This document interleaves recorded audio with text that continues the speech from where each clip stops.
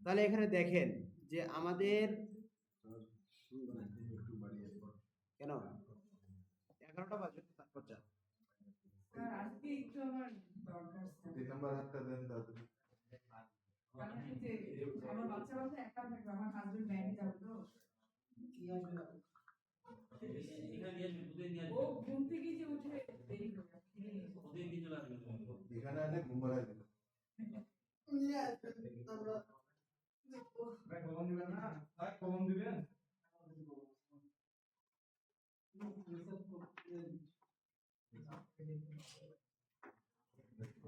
কাঞ্চন bridge বলে তো ইসের রেল ব্রিজ না ই ব্রিজ নদীর ব্রিজ মানে ইসে বাইকে কে আসবে আমার জীবনে বাইকে আমার পিছনে ম্যাম আছে না পারি আমি অনেক মানে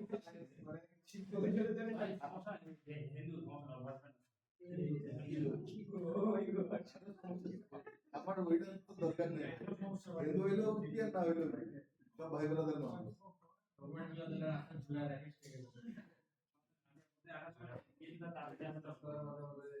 আমি তো আছি ভাই ভোরবেলা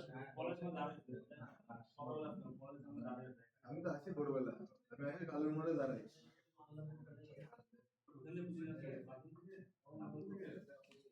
কাঞ্চন আমার ভালো রঙের মোটর দাম আচ্ছা দেখেন sir, read the information sheet. This will give you an understanding of the job or task you are going to learn how to do.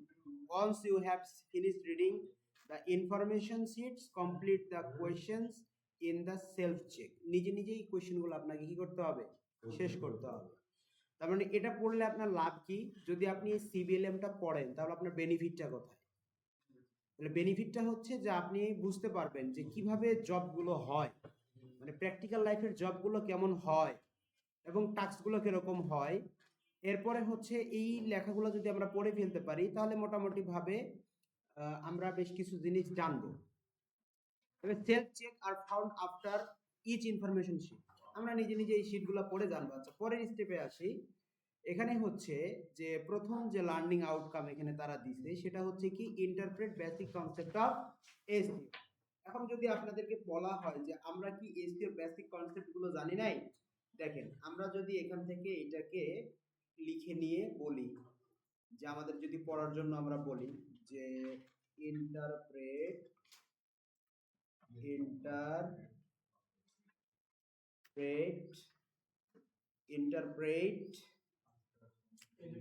Basic of SEO, তাই না?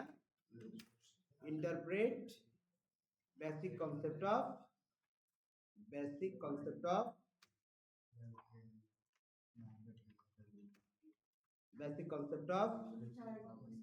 এসইও। প্রতিদিনই তো ছুটি চান আপনারা। না স্যার আজকে আমি যাচ্ছি আসেন তো ক্লাসে, ছুটি নিয়ে চলে যান। যা কি বলবো আর, দরখাস্ত লিখছেন? দরখাস্ত ছাড়া ছুটি মঞ্জুর করা মুশকিল। আমি আজকে যে একটা প্রিন্ট দিয়ে নিয়ে আসবো 10 টাকা করে দরখাস্ত করবো। আচ্ছা দেখেন interpret basic concept of SEO, এই জায়গাটাতে আমরা মোটামুটি ভাবে এসইও কি, এসইও কিভাবে কাজ করে, তাই না? সার্চ ইঞ্জিন কি, শার্প কি, তারপরে হচ্ছে টাইপস অফ এসইও, এই জিনিসগুলো আমরা শিখছি, তাই না? তো এখানে এই বিষয়টাই আর কি বলা হয়েছে। এসইও কিভাবে কাজ করে সেটা হচ্ছে ক্রলিং, ইন্ডেক্সিং, র‍্যাঙ্কিং। এসইও কাজ করে কয়টা পদ্ধতিতে? তিনভাবে, ক্রলিং, ইন্ডেক্সিং এন্ড র‍্যাঙ্কিং। আচ্ছা তারপরে কোর পিলার অফ এসইও যেমন technical SEO, one page SEO, এরপরে হচ্ছে কিওয়ার্ড রিসার্চ এন্ড প্লেসমেন্ট, আমরা কিওয়ার্ড রিসার্চ করে সেটা কন্টেন্টের মধ্যে কিভাবে প্লেসমেন্ট করব। তারপরে হচ্ছে optimise title, tag and meta description, well structured content যেমন H1, H2, etc আরো যেগুলো আছে। ইমেজ অপটিমাইজেশন কালকে আমরা দেখছি, তাই না? ইন্টারনাল লিংকিং, তারপরে এক্সটার্নাল লিংকিং, তারপরে হচ্ছে ব্যাকলিঙ্ক তৈরি করার জন্য অফ পেজ এসইও, এই যে interpret of basic concept of SEO, এই তথ্যগুলো পড়লেই হবে। অথবা এই যে এসইও স্টার্টার গাইড, এটা হচ্ছে গুগলের ডেভেলপার, মানে গুগলের ইয়া থেকে এই জিনিসগুলো এখানে আলোচনা করা হয়েছে, বুঝতে পারছেন? গুগলের র্যাঙ্কিং এর জন্য আপনারা এগুলা যত ঘাটাঘাটি করবেন, যত পড়াশোনা করবেন, ততই আপনাদের এই নলেজ গুলো কি হবে, খুলবে। আমি আপনাদেরকে একটা কথা বলছিলাম যে সেটা কি, আমাদের যত পড়বো আমাদের তত কি হবে, নলেজের দরজা খুলবে। ঠিক আছে, এই বিষয়গুলো আপনারা একটু পড়বেন, তাহলে বেসিক ইন্টারপ্রেট অফ এসইওটা আমরা জানলাম। ঠিক আছে স্যার, এখন দেখেন identify common SEO mistake, common SEO mistake. আচ্ছা, এখানে কয়েকটা জিনিস আছে, একটু দেখ। Learning experience, interpret of basic information sheet, প্রথমে হচ্ছে এক্সপেরিয়েন্স, পরে হচ্ছে ইনফরমেশন শিট, তারপর হচ্ছে সেলফ চেক শিট, তারপর অ্যানসার কি, তারপর টাস্ক শিট, তারপর টাস্ক শিট দুইটা। তাহলে টাস্ক শিট কয়টা আছে আমাদের? দুইটা। তাহলে চলেন আমরা 2 নাম্বার পেজ থেকে চলে যাই। কোথায় আমাদের পেজ? এটা এই যে learning outcome, interpret basic concept of SEO, তাই না sir?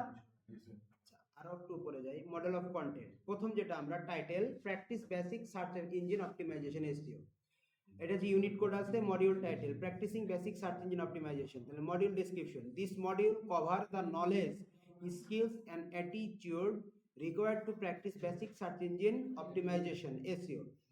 It specifically include the tasks of interpreting basic concept SEO, applying on page SEO and off page SEO। তাহলে প্রথম টাস্কটা কি আমাদের অফ পেজ আর অন পেজ। তাহলে লার্নিং আউটকাম, মানে এইটা 80 ঘন্টার একটা নমিনাল ডিউরেশন, 80 ঘন্টা। আপন completion of this module the trainee must be able to, মানে এই পার্টটা পড়ার পরে একজন ট্রেনি মানে প্রশিক্ষণার্থী যে বিষয়গুলো জানবে, interpret basic concept of SEO, apply one page SEO, apply of page SEO, এই কয়টা বিষয় জানবে। এখন দেখি আমরা কি কি অ্যাসেসমেন্ট ক্রাইটেরিয়া কি কি থাকবে বলে আমরা একটু জানবো। পানি নিয়ে আসেন তো। তাহলে অ্যাসেসমেন্ট ক্রাইটেরিয়া মানে এখন এই যে অ্যাসেসমেন্ট যে হবে, তাহলে অন পেজ আর অফ পেজ থেকে কোন ক্রাইটেরিয়া থেকে কোয়েশ্চেন হবে সেগুলো আমাদেরকে একটু দেখতে হবে। SEO interpreted, types of SEO are interpreted, major search engine are identified and listed। major search engine, এখন দেখ SEO interpreted তার মানে কি? শাহিনুর বলেন, what is SEO? Search engine optimisation.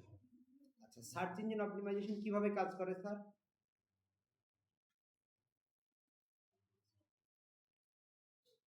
Keyword search করে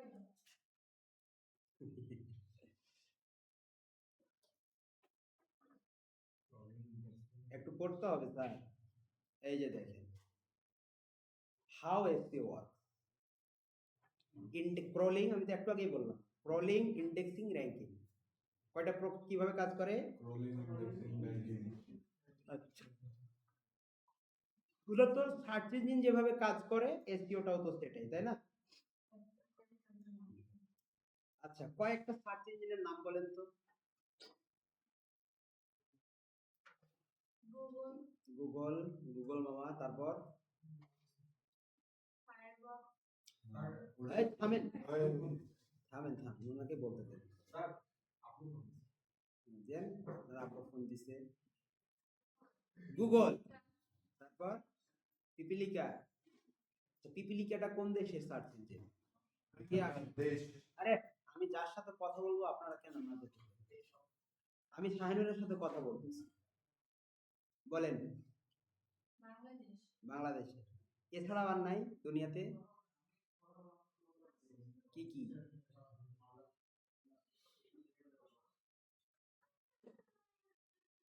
রুবেল স্যার বলেন, কয়টা আছে সার্চ ইঞ্জিন? কয়েকটা সার্চ ইঞ্জিনের নাম বলেন। গুগল, তারপর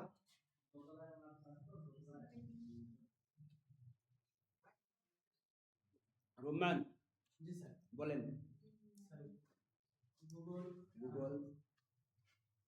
পিপিলিকা, পিঁপড়া, ইয়াহু জাভা জাভা না, জাভা তো হচ্ছে কোডিং ল্যাঙ্গুয়েজ। আচ্ছা বললেন, তারপরে আপনি পারভেজ বলেন। আপু উপর ঠিক করে নেন আবার বলতে ফায়ারফক্স ফায়ারফক্স, তারপর আর কি? অপেরা মিনি, ইউসি ব্রাউজার, এগুলাই ভালো চিনেন, আর কিছু চেনেন না? এই ব্রাউজারতে কি সার্চ করে দেখেন? হ্যাঁ, এতগুলা ব্রাউজার চেনেন আপনি? জিয়াদি হুজুর বলেন। গুগল, ইয়াহু, ডাকডাক, শুধু DuckDuck? DuckDuckGo, very good. Onion, এখন আমাদেরকে ইয়া বলেন, কি বলে, এই সাদমান বলেন কয়টা আছে? একদমে কয়টা বলতে পারেন দেখি? গুগল, পিপিলিকা, ইয়াহু, ডাকডাকগো, তারপর হচ্ছে সরি তো ব্রাউজার, তারপর আছে হ্যাঁ আপনি ফেল করেন, এই যে নেট সার্চ করা হয়ে গেছে না? শোনেন,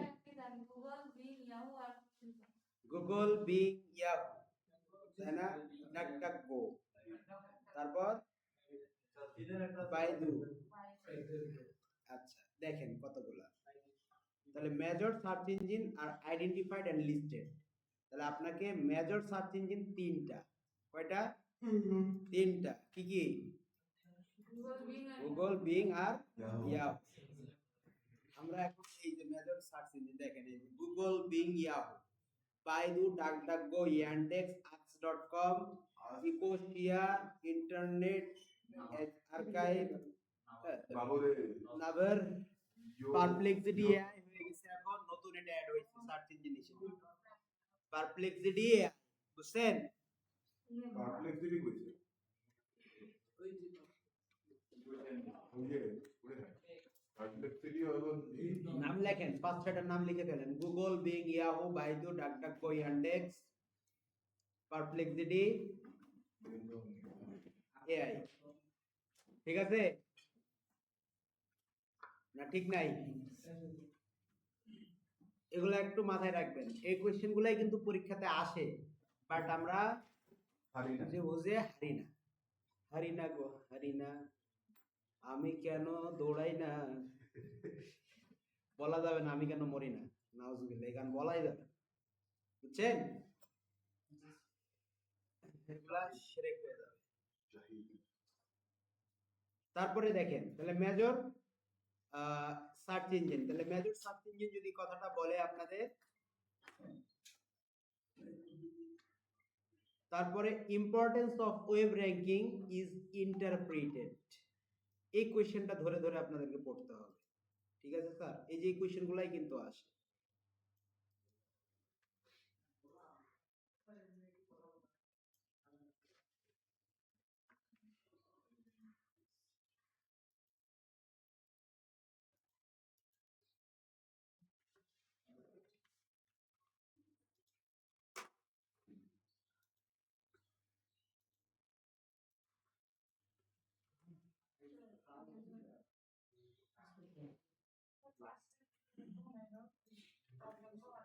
গুগল লিখছেন, বিং লিখছেন, ইয়াহু লিখছেন, ডাকডাকগো।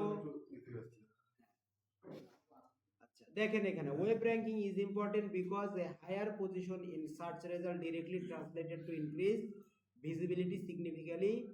আচ্ছা এখানে কিন্তু একটা কোশ্চেন আসতে পারে, ওয়েব র্যাঙ্কিংটা কেন ইম্পর্টেন্ট, এখানে দেখেন ওই কোশ্চেনটা এখানে দিয়ে দিছে, এই যে দিয়ে দিছে, importance of ranking is interpreted.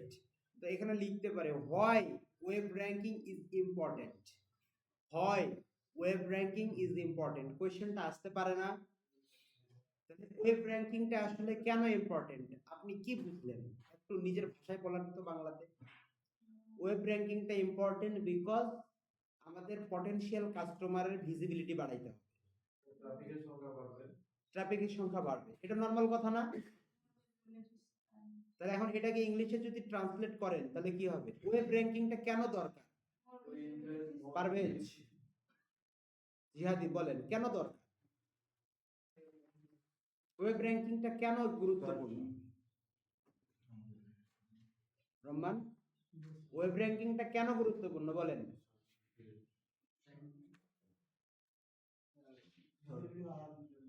Car visibility বাড়ানোর জন্য? আমার না আপনার?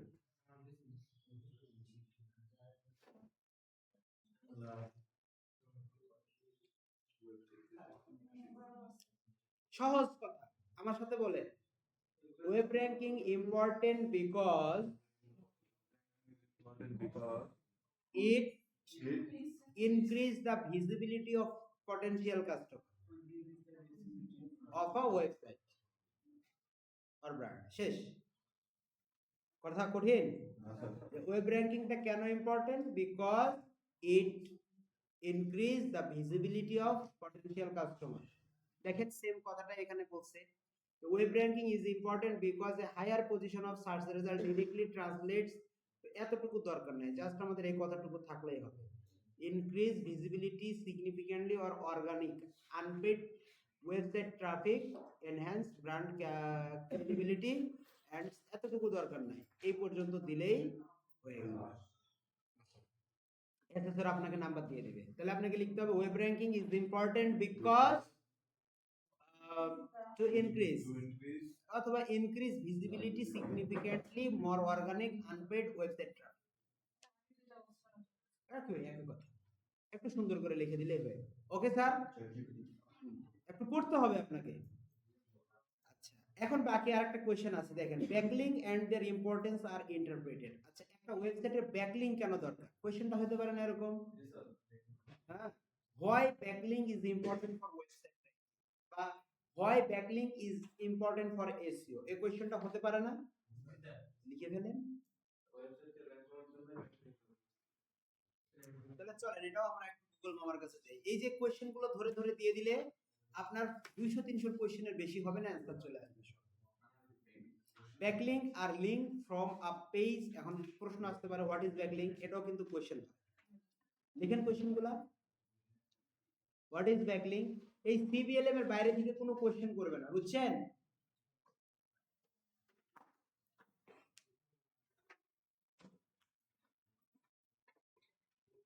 ও আল্লাহ।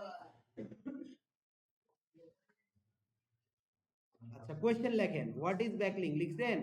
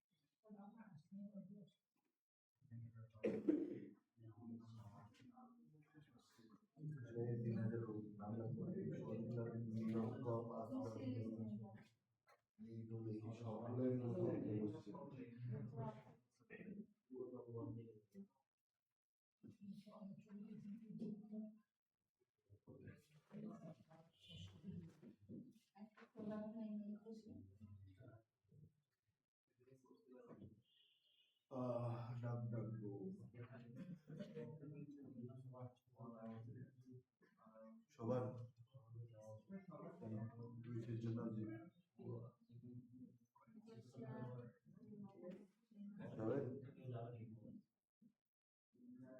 উনি আদৌ আছে এখন হসপিটালে না নাই কে জানে।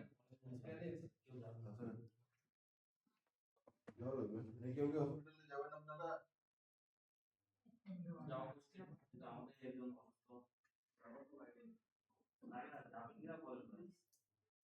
আগে শুনেন, রিলিজ দিয়ে দিতে না, ওটাই তো বলতেছি যে ওটা আপনাকে কারণ এই আজকে সুস্থ, অনেকটা সুস্থ।